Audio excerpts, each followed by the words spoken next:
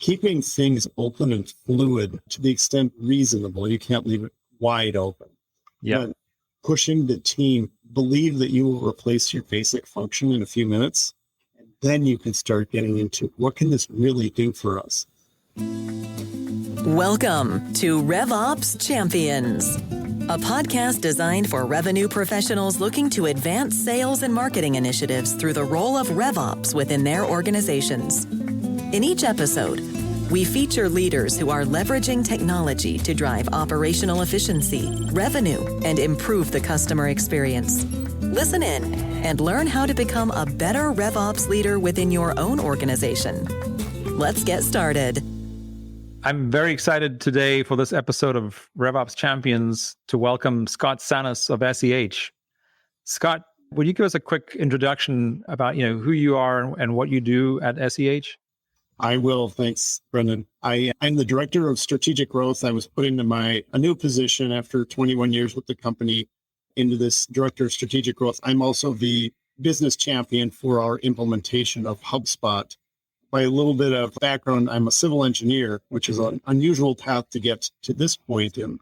But we are an 800-person engineering, architecture, environmental consulting firm based generally in the upper Midwest, but with aggressive expansion plans to the east and south. So look forward to today's conversation.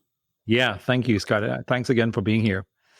So, Scott, I'm going to dive right into my favorite question, because whenever we're chatting with successful business leaders, we're always focusing on the successes. But at the same time, we realize that, it hasn't always been a straight path to whatever success we're currently measuring. So I like to dig in a little bit to the challenges.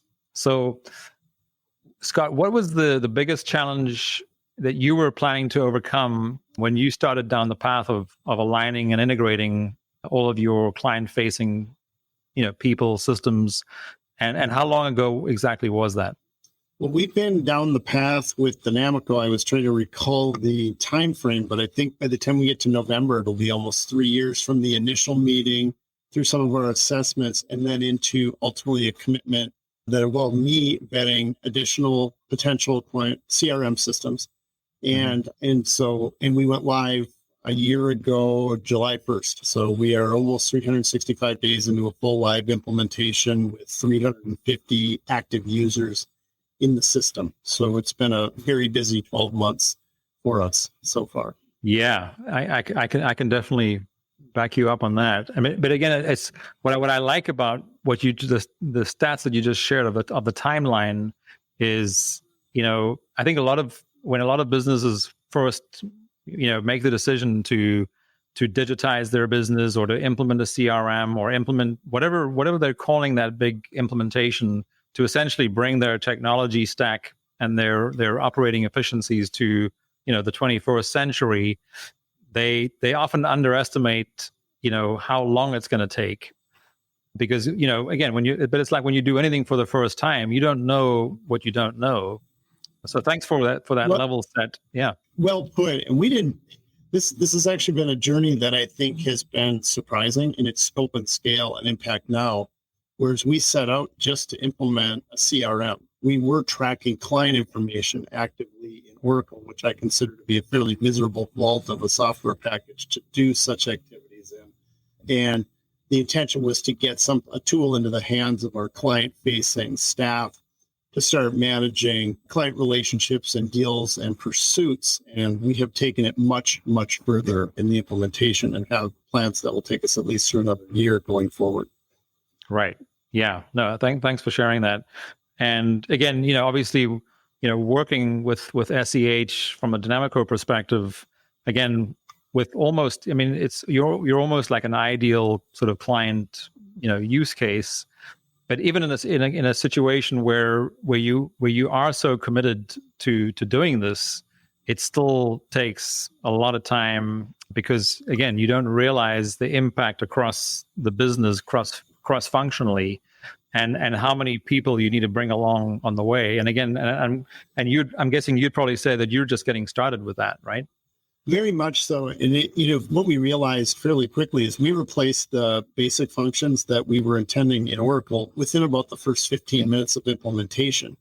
Then it became and is becoming what metrics, what reports, what information can we put in the hands of the client managers and our leadership to understand what is going on with their relationships, their interactions. I use the terms regularly alignment and line of sight, to create a line of sight between an action and an outcome, be it a phone call, a click, or writing a project proposal, which we write numerous proposals a month, literally. So we had a lot of deal activity, and we're now starting to be able to track and understand even business trends, what might be going on in our various markets and geographies with the reporting that we have. Yeah. And I definitely want to come back to, I love the fact that you used the word alignment, because that's one of our favorite words when it comes to doing the things that we do. And I'll definitely want to come back to that. Mm-hmm. But I wanted to just sort of ask another question that kind of relates, and that is, knowing what you know now, what have been your biggest learnings so far, knowing that you're still, let's say, I don't know where you would say you are in the process, but some of this, of course, is never ending, right? But as far as the implementation is concerned, let's just say you're halfway through. What have been your biggest learnings so far, and what are you excited to dig into going forward? Well, we focused very much on user experience, and my mission going forward is going to maintain a very high quality user experience. This system, or any system like it, is dependent on the people who work in it.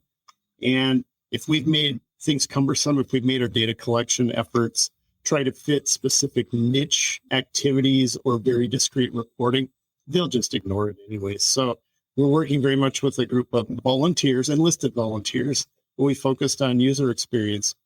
And then it is the alignment of how an entire team interacts with a client, not just one individual or one specific action. So we're working very much on a collaborative model. So when I go back to, did we replace our CRM function, i.e., can we put in client addresses and contacts? We had done that in a matter of minutes. The insight I would offer that I think, and some of this you have to, I think, stumble upon. Others are, you set out to do them implicitly. It's how far can we push it?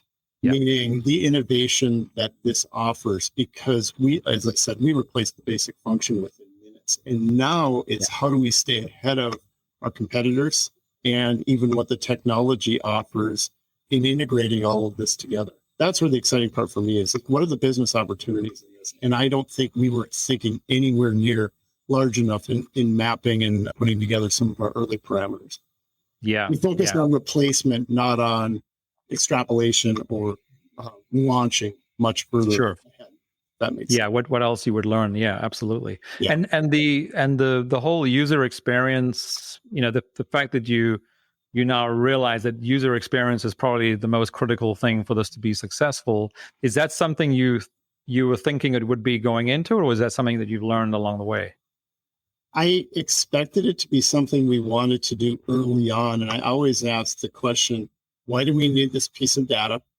Who is going to benefit from collecting it, and who will maintain it? Because we can add thousands of fields, but if no one's maintaining them, they become garbage after a very short period of time. So we've tried to keep the level of data collection we need appropriate to the point in which we are in a client's life cycle or relationship, or where a deal is in its cycle. We need very little information to get a project into our prospecting stage. And that's on purpose.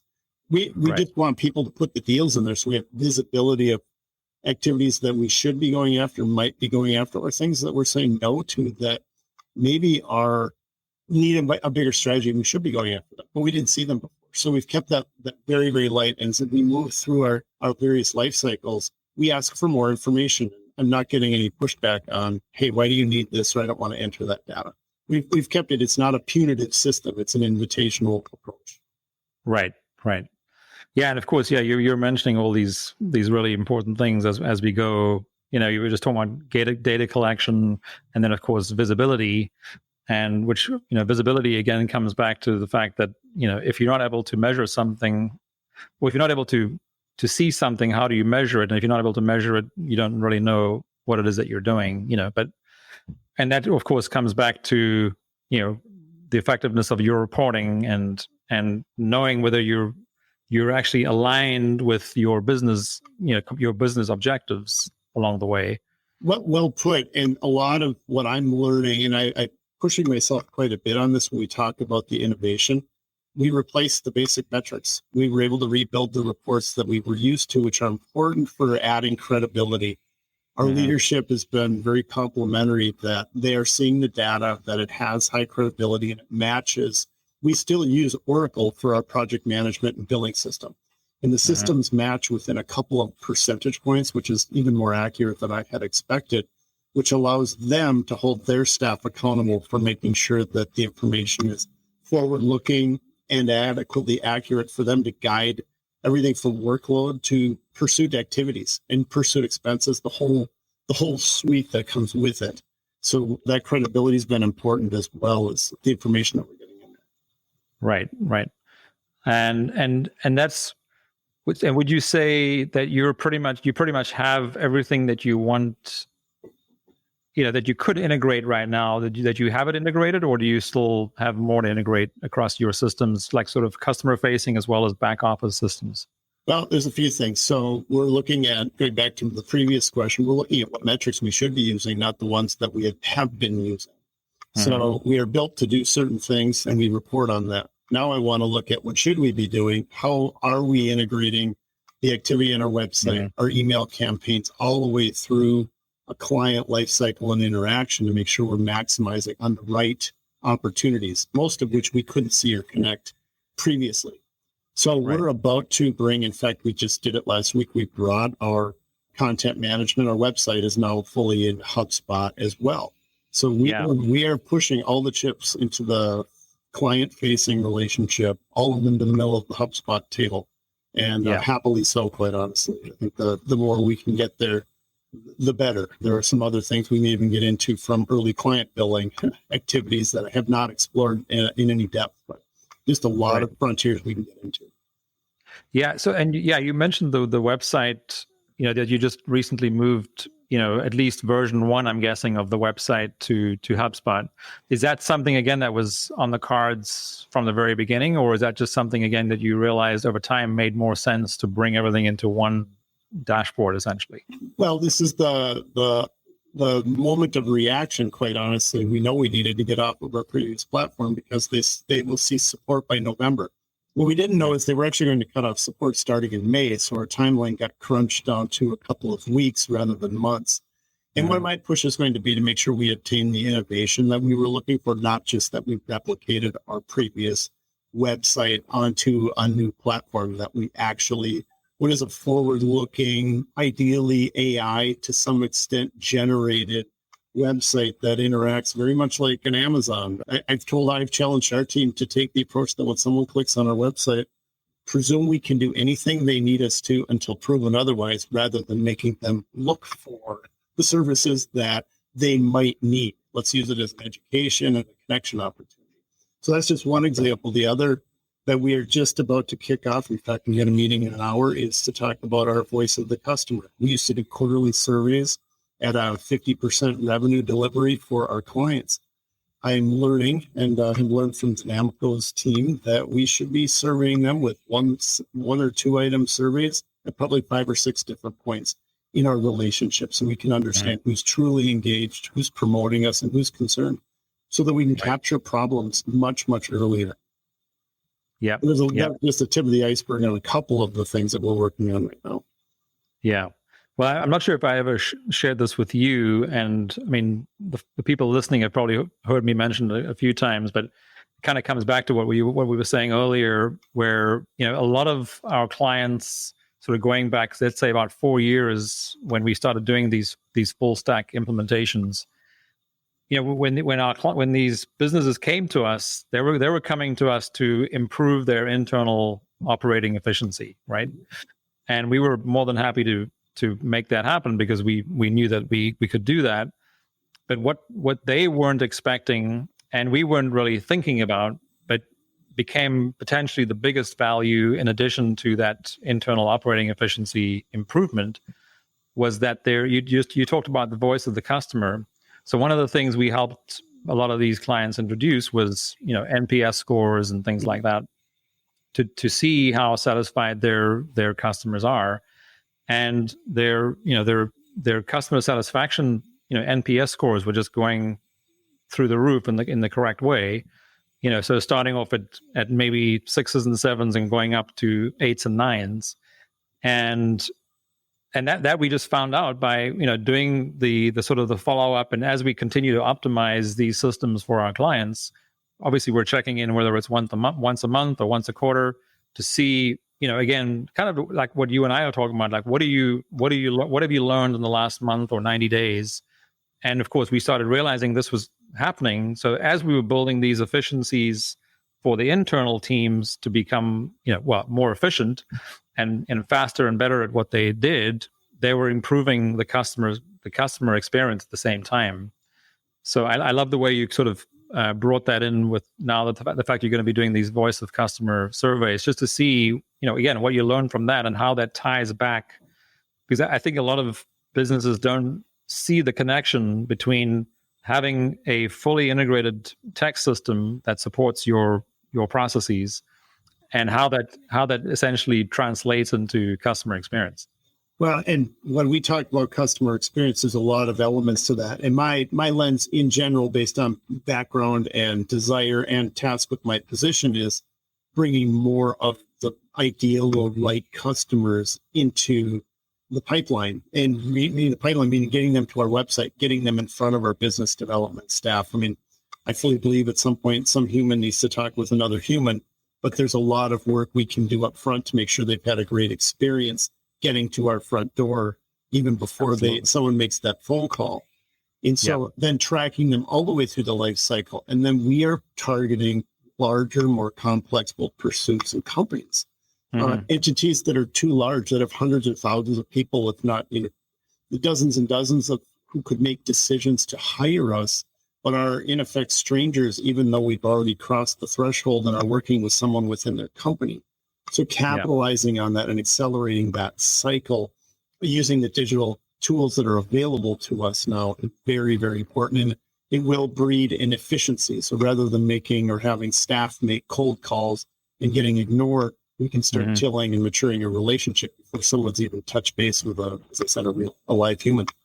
Yeah, and again, that whole proactivity component is, again, there's the same thing we keep hearing over and over again, is that we're able to be, because we now have these systems in place, we can be proactive, whereas before we couldn't, because we didn't know how to be proactive. All we could do was react to what, whether it was an employee or a customer was asking of us.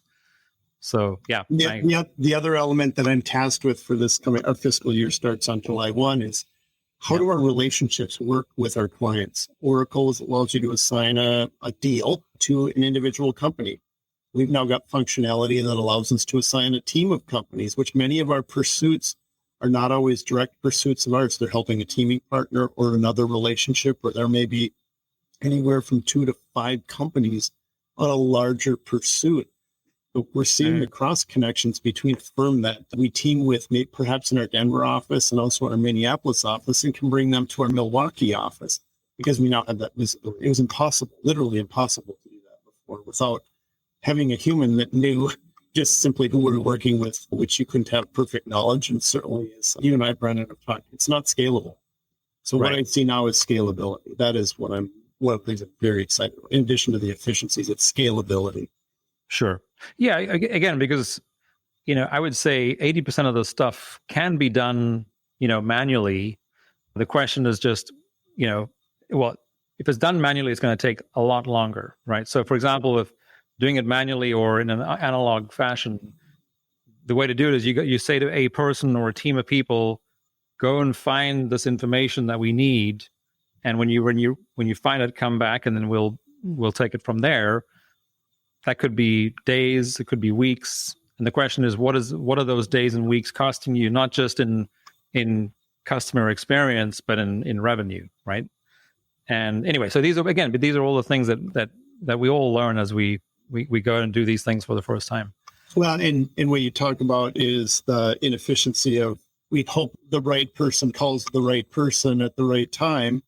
Whereas the other lens that I bring to it, and I believe this will be a business condition for some time, is resource scarcity. We only have so many client managers. We only have so many business development staff, so much content we can release. So we want to make sure we're getting that in front of the highest value targets that we've predetermined that we want to release it to. So rather than responding very much to who has contacts at some specific location or hoping they do, being much more deliberate about who we go out and seek out and pursue as clients. Yeah. In addition, taking very good care of our existing clients, which are around 80% of our revenue, 80% of our profit comes from existing clients. We want to make sure we're doing a great job for them as well. Right. Yeah. And of course, we could do, I could probably do a dozen episodes of this just around the whole talent challenge that so many businesses have today. And when it comes to talent and technology, again, there's this belief that, that some people have that the technology will replace people's jobs. And that's really not what we're seeing. We're just seeing that the technology replaces the mundane tasks that people are currently doing.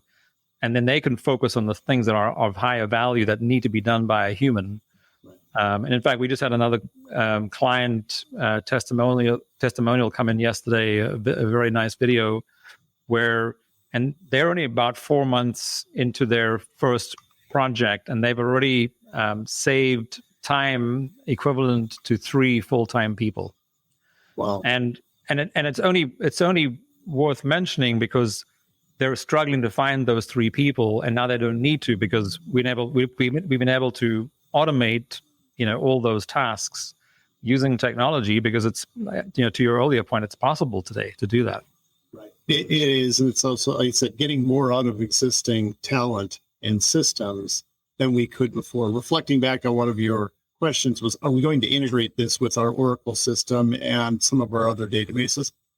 I'm going to resist that as long as we can, because hard coding some of these connections reduces agility. And I've been asked to look at business conditions that are opportunistic, that are multi-sector or multi-geography. And I've also been asked to look at how do you deal with what might look like an odd economic, I don't even know that I like the term downturn, a shift in economic conditions that might cause clients to pause or cancel, but we need to take care of them in the process. So that agility is going to be a significant point as we go forward here, and not locking into these 7 fields have to map into another system, and we just spent a fortune making that happen. Because if it's not of value, we're not going to do it.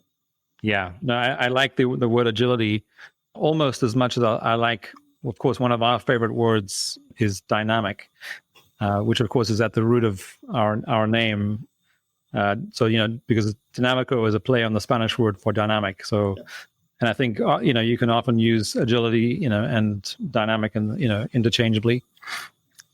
So thanks for throwing that in there, because it's absolutely, that's really what we set out to do. And being dynamic and agile means that you're able to keep up with change, and change is inevitable, right? So and it's also allowed us to, as other work groups have started to see the power of the system. For example, I'll use one is our risk and legal team is asking questions about, can they get involved in reviewing contracts or intercepting what may be bad contracts earlier on? So getting back to efficiency, don't waste your time going after a client we will not sign or cannot sign their agreement. So well, that's very administrative.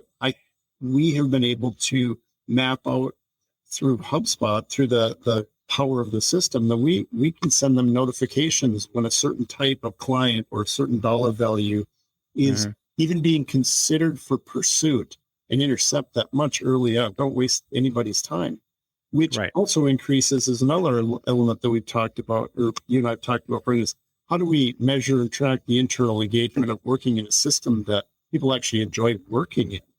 I've gotten the accolades are significant here, and our comparison base, arguably the bar was very, very low going forward.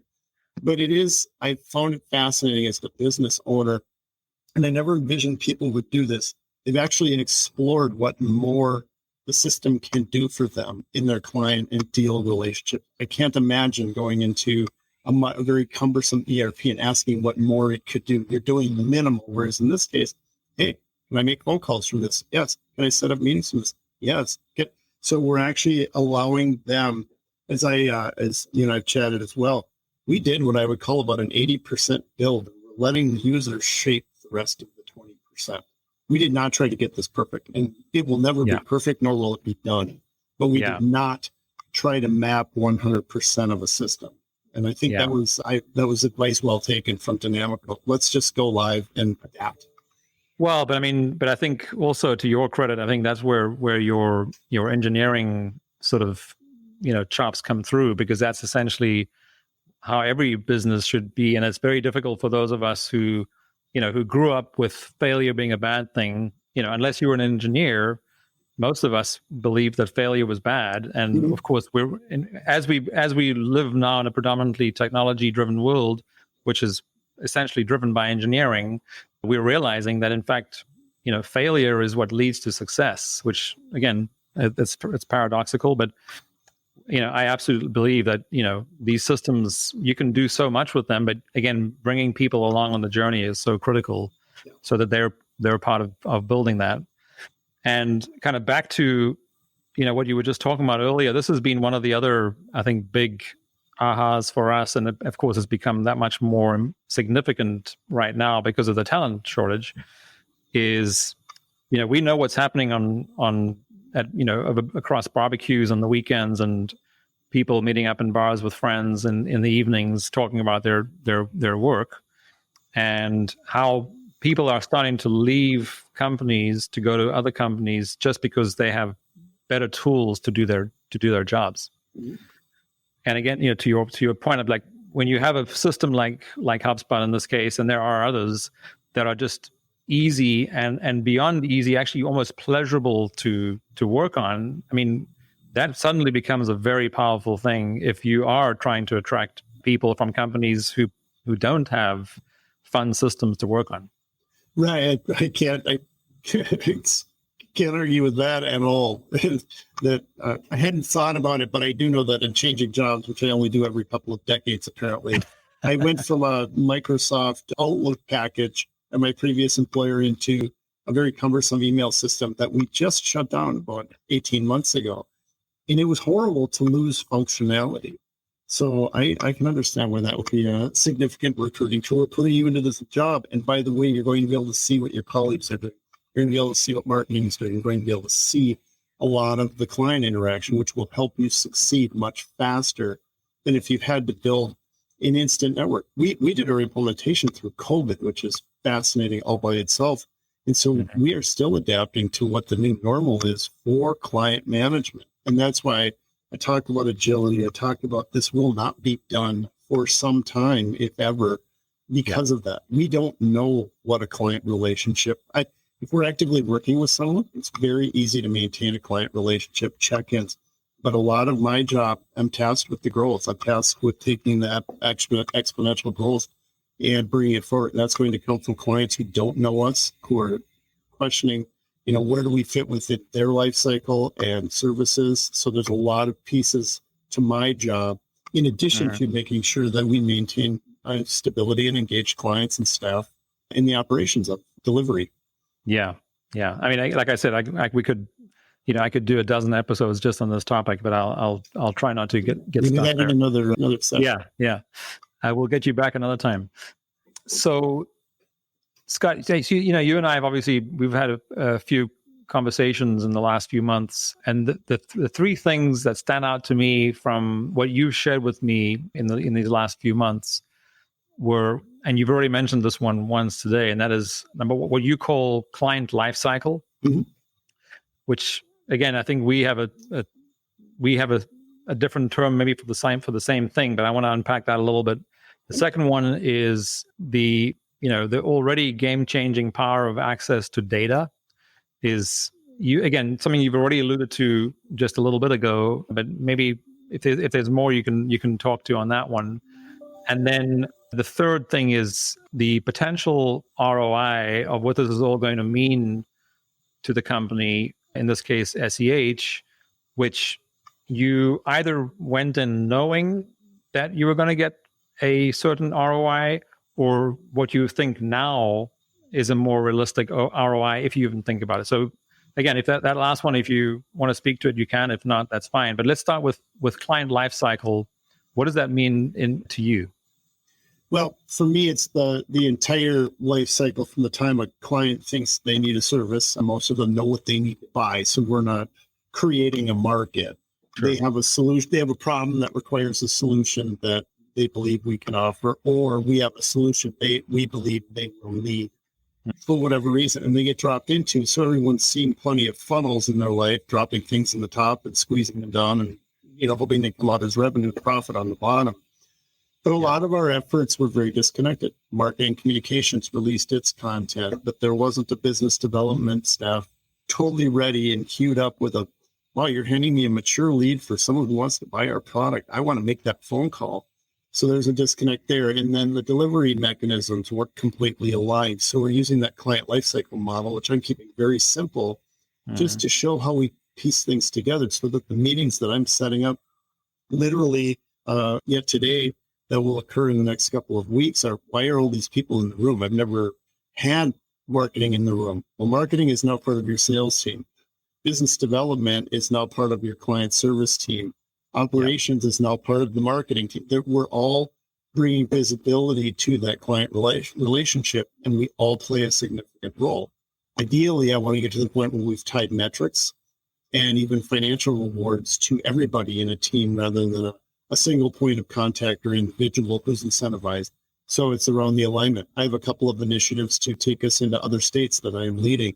And I'm starting with the client. What are we going to do with this model so that we realize the growth? And then what metrics? How do we know growth if it actually arrived? How do we know we didn't just get lucky? And so establishing some of the parameters early on, so that, as I said, the line of sight is there. Or if we're 18 months into a multi-year initiative, we're not seeing the ROI, or we're seeing an opportunity to go bigger.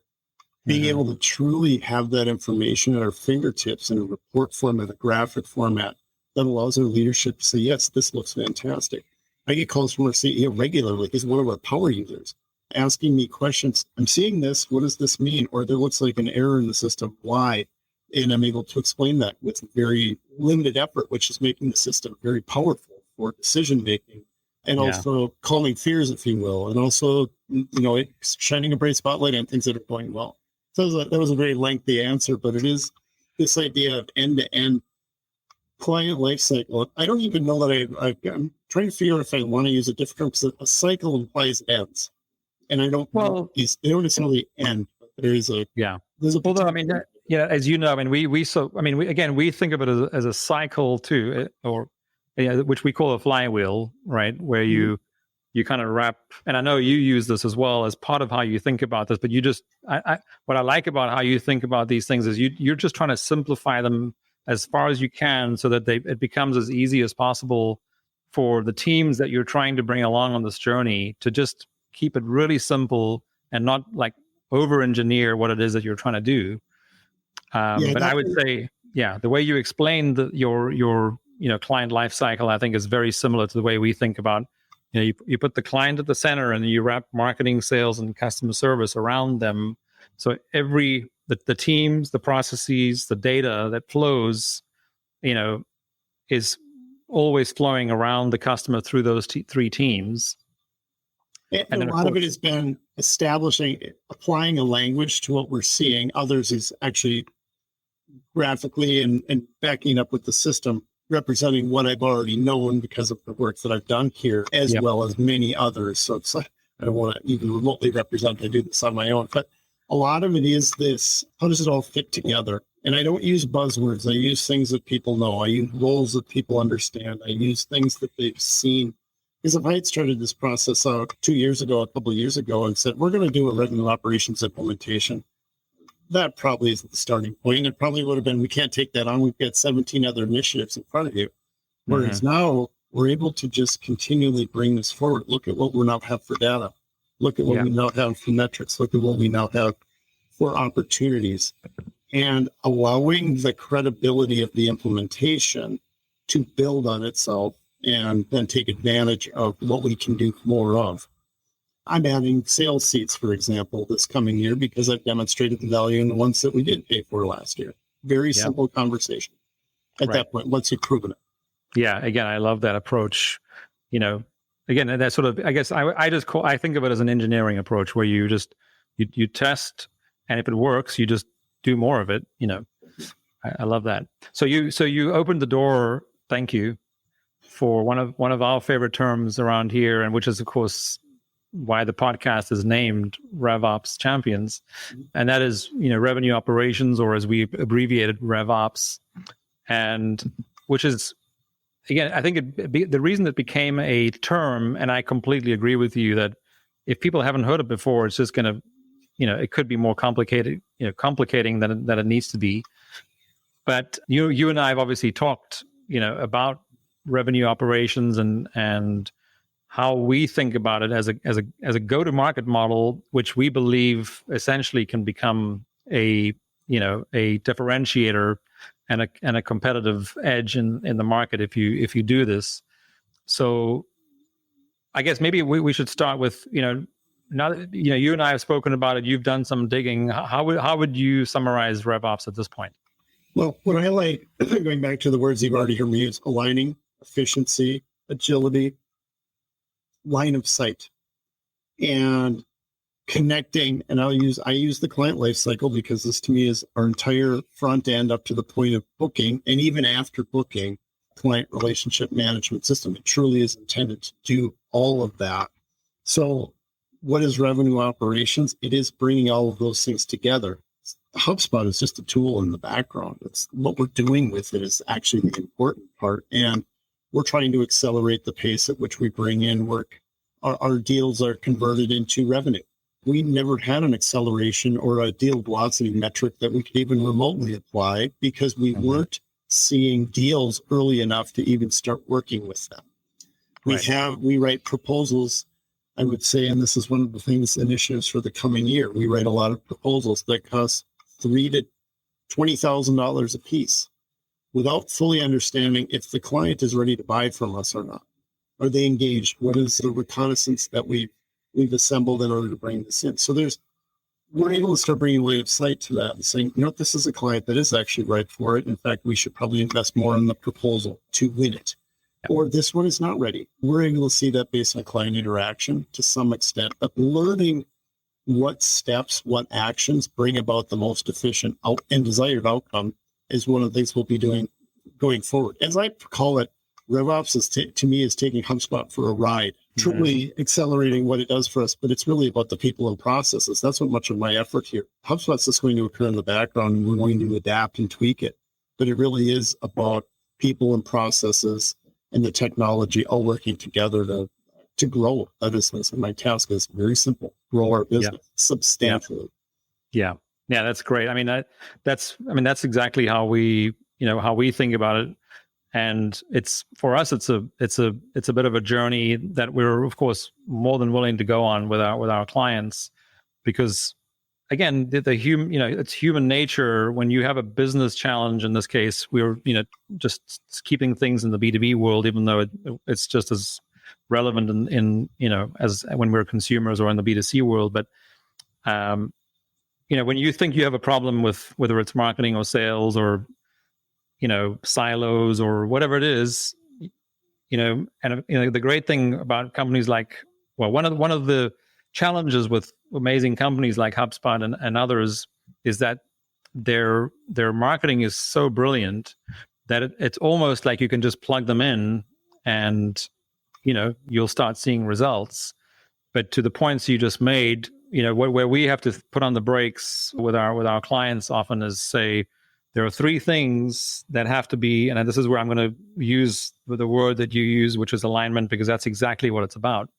Until you've aligned your people, and that's in marketing, sales, and customer service, and you've then aligned the processes that hand off between marketing, sales, and customer service, and you're clear about what the data is that each of those three teams is responsible for, that feeds up to the business objectives, only then can you bring in the fourth component, which is the technology, which essentially they all sit on that, and the technology then just makes the alignment of those other three things, cheaper, better, faster.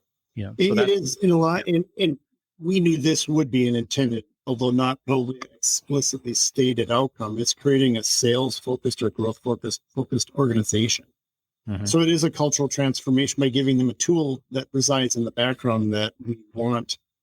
Some people are in a daily, hourly, by minute. Others are coming in only as needed, and that's fine. We're just happy they're in there at the moment. But it is creating a culture where we do expect you to enter your contact information. We do expect you to maintain your client relationships, and we reward based on closing deals and that type of activity. And there are multiple people involved, and we're going to invest in the best opportunities that are most mature and ready for wasting. We don't want to waste time on contracts or proposals that we can prove with data that we can't win. So Is there a behavior problem that someone's not making phone calls? Is it on an individual basis or a systemic basis? What are we seeing? Are our contract sizes getting larger? Are they getting smaller? Are we learning about them months to years sooner than we may have before? There's a lot of learning that we will do out of this, but it's a cultural transformation. It really is around sales and growth. Right. Yeah. And I think what I'm sort of stringing together the words that you've used that to me, tie at least the data component together, which I think is critical, because at the end of the day, that's really the only thing we can measure at the end of the day. And, we talk about the fact that it's critical to have this single source of truth, right? So the CRM is, in our mind, is what that should be the single source of truth. And unless everyone's putting the data into that single source of truth, you're not going to have the truth, which is the data that you need to make better decisions. So earlier you were talking about the importance of scalability, right? And to me, the thing that comes between scalability and measuring the data is predictability. So until something becomes more predictable, it's going to be very difficult for it to become more scalable. Well, and so to your point, there was a couple of reports that I was monitoring over the last several months. We have a lot of historical data, but it's very hard coded into spreadsheets and things. It's very difficult to quick on the fly ask a question and then find out the answer. So I am working on asking different questions depending on what I'm seeking. But one of the things that I was looking for was what is going on with our total pipeline size. So our total pipeline from the day of implementation was growing. And on March 31st, one of the data points dropped. And so I had to start watching, is this a business problem? Is this a behavior problem? Meaning, have we lost our users? Has something happened in the market that there's the access to work is starting to decline? Have we just plain closed such a significant book of business in the last month? We're having a record sales year, hands down record sales year. Or are there other parameters that I'm able to very quickly start asking it? And I believe, quite frankly, it's a little bit of a behavior thing that we can work on, but it's also a business cycle that is just inherent in our business. We book a lot of work through this point in the year, through the middle of our quarter three. And then it tails off as people get near the end of our fiscal year. And I'm expecting things to ramp back up here in July. So, but if I don't see that, then I'll have to ask a different question of the data. But I'm starting to watch for cycles.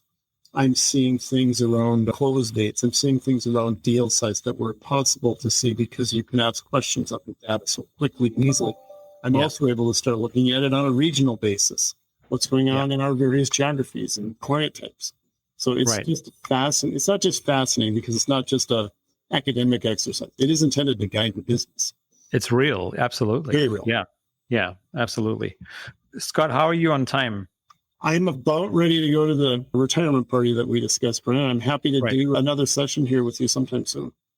Yeah, I'd like to wrap up this session, if I may, with one more question. Sure.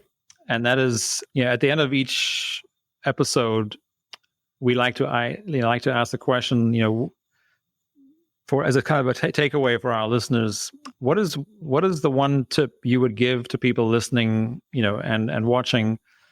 If it's helpful, you can be more specific, but what tips do you have for leaders and professionals, or as we call, champions, looking to, assess or align or accelerate anything with regards to their, sales, marketing, customer service, or growth in general? So, and this is my bias, I'm not an IT professional. I do understand the background enough to know what I'm doing, but I understand the client lifecycle. So I've been put in charge of leading the system around. So I would suggest that you choose your champion around someone who would be passionately invested in growing the business and asking questions. Do we need this data? I've had to push back very hard on accounting, for example. I don't think you need this piece of information at this point. So as not to bog down the user. So I go back to user experience. And I will also challenge anybody, including our own team, do not hard code something into the system that has ramifications and removes the agility and adaptation that I think you can benefit from a system that can be coded on the fly. We're not writing a piece of software that is done the minute that you go live. Well, It's very, very organic. It's very adaptable. And I believe a year from now, I will be asking you to do things we never dreamed about, certainly not at the start, maybe not even right now, because we're trying to keep up with where our markets, where our business went. So keeping things open and fluid to the extent reasonable, you can't leave it wide open. Yeah. But pushing the team, believe that you will replace your basic function in a few minutes, and then you can start getting into what can this really do for us? And I think you'd be surprised, sitting in the chair that I'm at now, almost 12 months after an implementation, is how far I think we can push this. Yeah. I love that. So it is, don't get hung up in the coding and making things perfect. It is allowing for the flexibility and trust that it will grow and need to grow and adapt, as will your staff and processes to keep up. Yeah. So I guess it's really kind of that sort of evergreen message of just start doing it, and eventually by doing it you'll start to see opportunities that you weren't seeing, but just keep it fluid, and that way you'll learn and that make these tools even more valuable than you first thought. Absolutely. Yeah, Awesome. we're taking user questions and user input regularly I can make that easier, certainly. Oh yeah, I can answer that quick. I can send a notification and you build additional data. We're using it for 20 things I never dreamed we would use it for. Yeah. Love that. Excellent. Awesome. Scott, well, thanks again so much for joining me today. And I look forward to our next conversation. Have a great holiday here coming up, and we'll talk to you soon. Sounds good, Brendon. Appreciate it. Enjoy chatting today. Yeah. Take care. Thank you for checking out this episode of RevOps Champions.